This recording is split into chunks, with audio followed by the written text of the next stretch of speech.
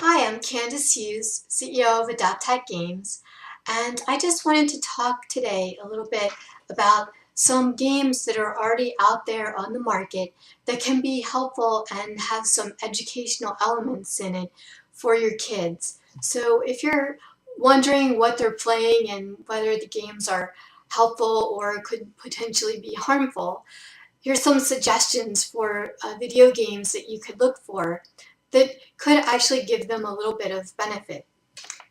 So one game that I wanted to talk about is called Spore, and I have the case here.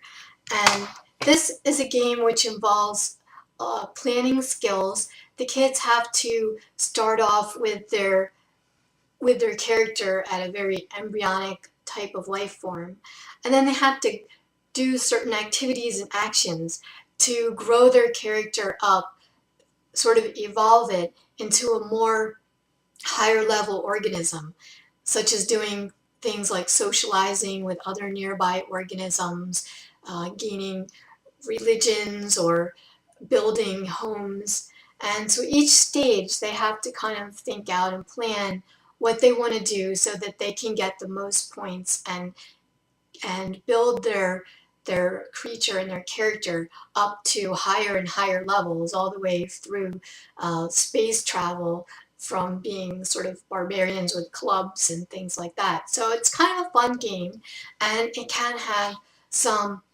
alternative benefits to it. Another game that I wanted to mention that you can easily find out in the market, and it's not a brand new game, so it's not going to be the highest cost game either, is the Portal series. This is Portal 2. There's also a Portal 1 game, and actually both Portal and the Spore games are for marked E, so they're for any age. You don't have to be worried about extreme violence or anything. This is for anyone age 10 and up. And so the Portal 2 game also has some elements of planning that you need to do in the game. There is some shooting at non-human creatures, but on the whole it does offer some planning benefits too. And I've heard a lot of people, even people who have ADHD, telling me, oh, this was the best game that I played. I really learned a lot, and I really felt like it helped me, and I got some benefits out of it.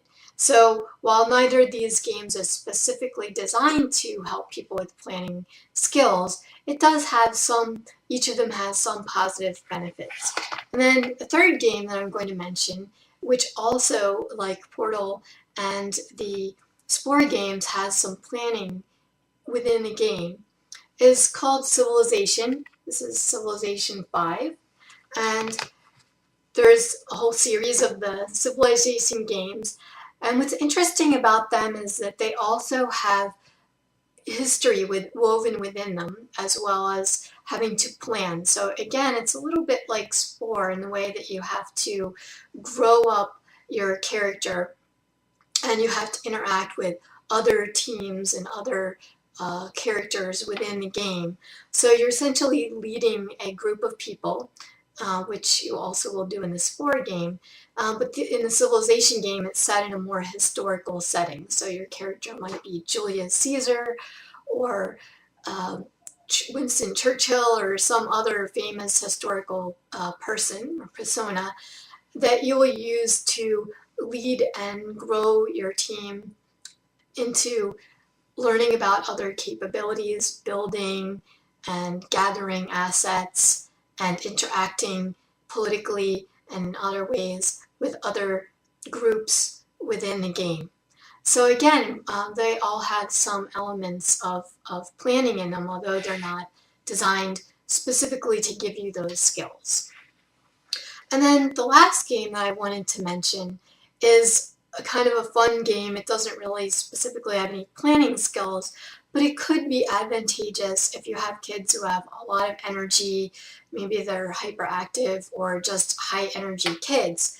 And so this game is a Kung Fu, and it's for the Xbox Connect.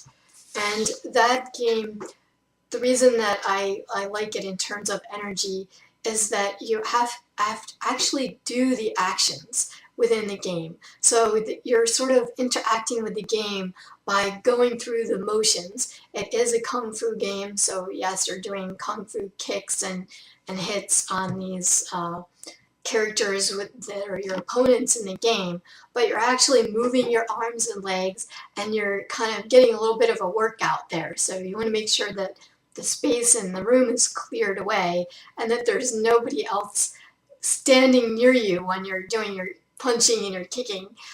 But it does have that a positive aspect that you're not just passively sitting there and watching a game, you're actually interacting with the game and getting some physical benefits out of the game too.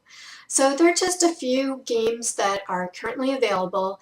The ones I showed you, several of them are for Xbox, so you will have to have some kind of game system. They may be available for other systems as well to play them, except for the Civilization game, which I showed you, is this one is a PC version, so you can play that on your desktop or laptop computer.